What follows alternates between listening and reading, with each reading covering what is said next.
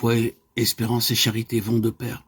L'espérance sera signe en pratique dans la vertu de patience, qui ne fait pas défaut dans le bien, pas même face à l'échec apparent, et dans celle d'humilité, qui accepte le mystère de Dieu, et qui lui fait confiance, même dans l'obscurité.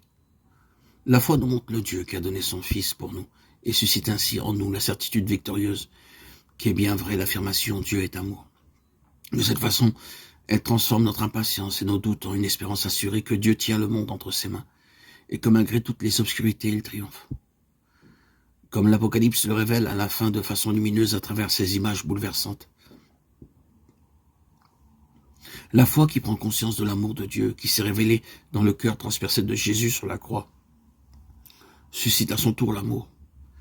Il est la lumière.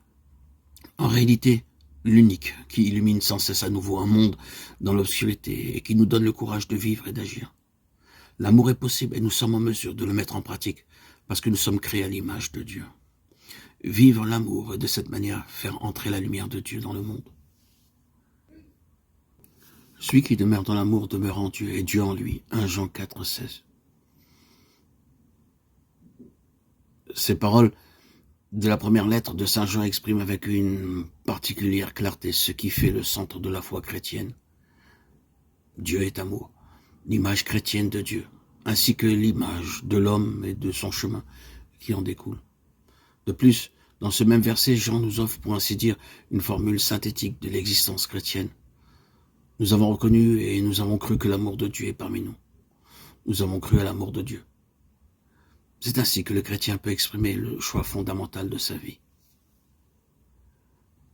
L'amour n'est pas seulement un sentiment.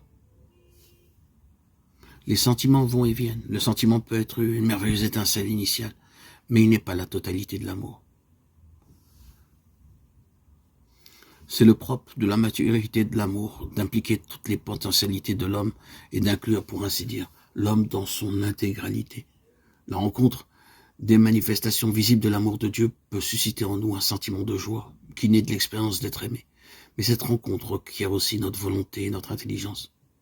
La reconnaissance du Dieu vivant est une route vers l'amour, et le oui de notre volonté à la sienne unit intelligence, volonté et sentiment dans l'acte totalisant de l'amour.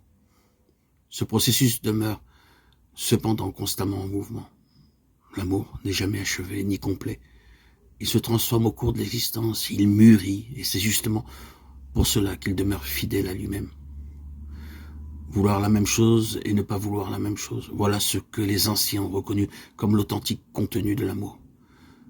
Devenir l'un semblable à l'autre, ce qui conduit à une communauté de volonté et de pensée.